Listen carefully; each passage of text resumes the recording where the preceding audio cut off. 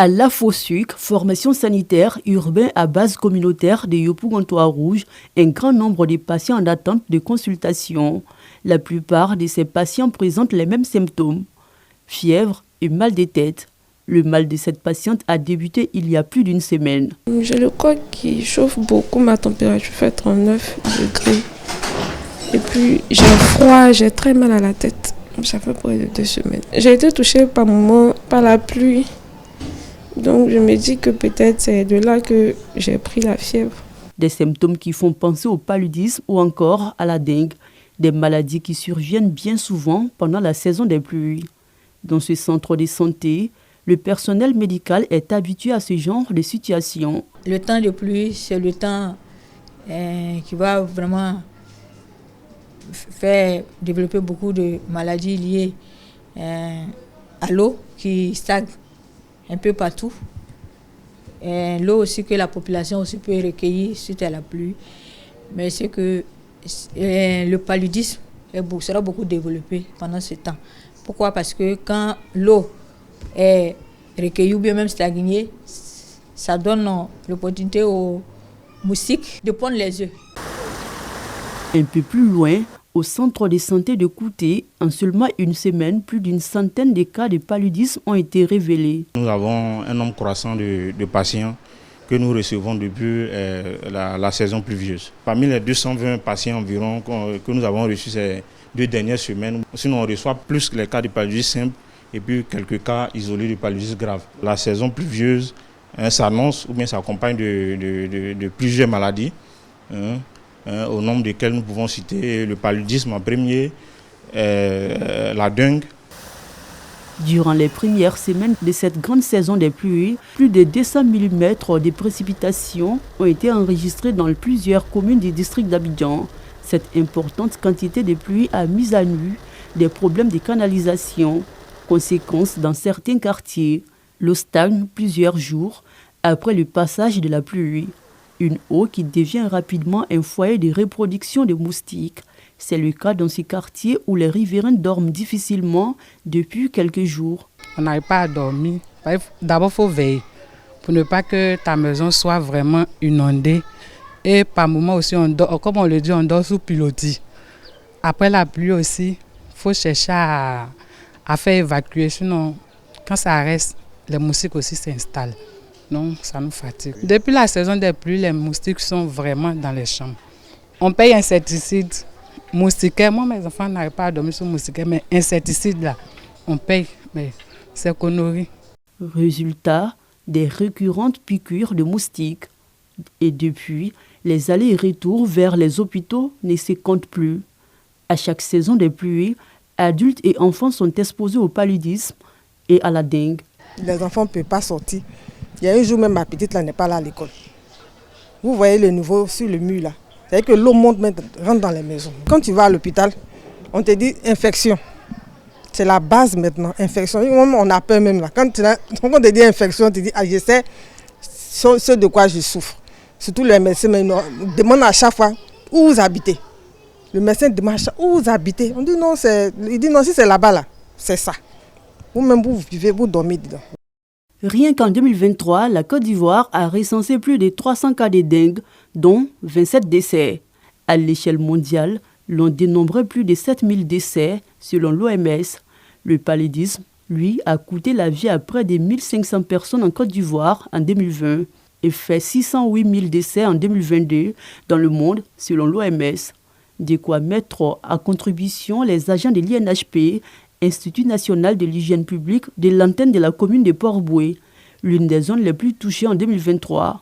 Ces agents sillonnent les ménages en vue d'informer la population sur les moyens de lutte contre la dengue. Avec les fortes pluies sur le district d'Abidjan, le moment est idéal pour renforcer la sensibilisation. Bonjour madame, comment allez-vous? Ok, la famille ça va? C'est une équipe de l'Institut national d'hygiène publique. Nous sommes là pour sensibiliser les familles par rapport aux maladies qu'on peut avoir quand il y a la saison des pluies.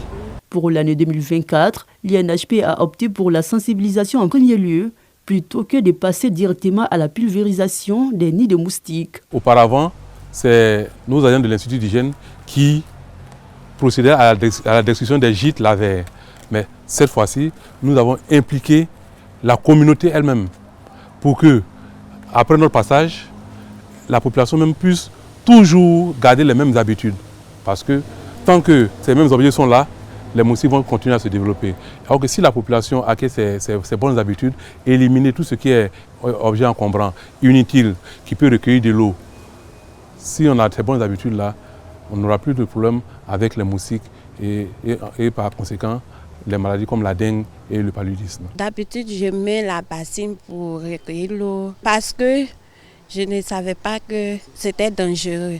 Mais aujourd'hui, on m'a appris comment on conserve l'eau de pluie parce que je ne savais pas que ça envoyait les moustiques.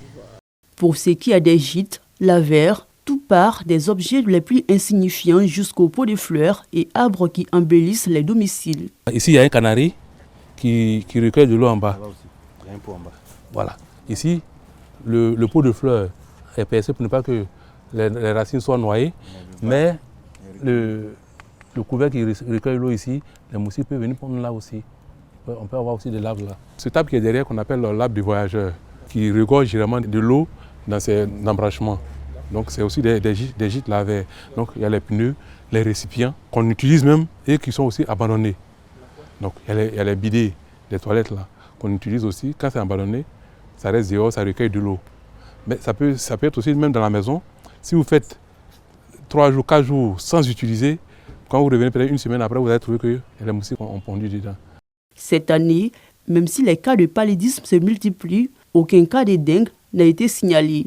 À quelques kilomètres de Port-Bouët, au siège de l'INHP de la commune de Trècheville, le personnel est en alerte, à commencer par le centre de gestion des données. Lorsqu'on ouvre le formulaire, on a plusieurs enregistrements. Et un enregistrement correspond à un patient, disons les données du patient, ce sont des cas de maladie. Donc du coup, on ouvre le formulaire. Et quand on ouvre le formulaire, si au niveau de Trècheville-Macoré, si le district a enregistré un cas de dengue, on aura automatiquement, dès qu'il finit d'enregistrer, s'il a la connexion, il actualise, on a accès directement au cas enregistré. Pour être plus efficace dans la gestion des cas de dengue, une pléthore de dispositifs est mise en place par les responsables de l'INHP. Nous sommes ici dans le centre des opérations d'urgence de santé publique. Donc c'est ce centre-là qui a pour mission de gérer tout ce qui est urgence, tout ce qui est épidémie dans le pays. Donc on se réunit régulièrement pour faire le point de la situation, pour voir s'il y a des menaces quelque part, quelles sont les mesures à prendre. Oui, la saison des pluies favorise la survenue de certaines maladies, comme les maladies transmises par les moustiques. Il s'agit du paludisme, il s'agit de la dengue. Il y a aussi des maladies qui sont liées à la mauvaise hygiène, notamment les maladies diarrhéiques, le choléra, la fièvre typhoïde. Donc c'est toutes ces maladies-là qui sont associées avec cette saison des pluies. Ici, le système de surveillance qui est en place, avec tous les centres de santé, on recueille régulièrement le nombre de cas de ces maladies-là pour voir si on a franchi un seuil qui nous permet de rouler toute une série d'actions. En Côte d'Ivoire, la grande saison des pluies dure un peu plus de 3 mois, une période durant laquelle population et gouvernement vont devoir travailler de concert dans l'optique de réduire les cas de paludisme et de dengue. L'idée, éviter surtout une 7e épidémie de dengue en Côte d'Ivoire.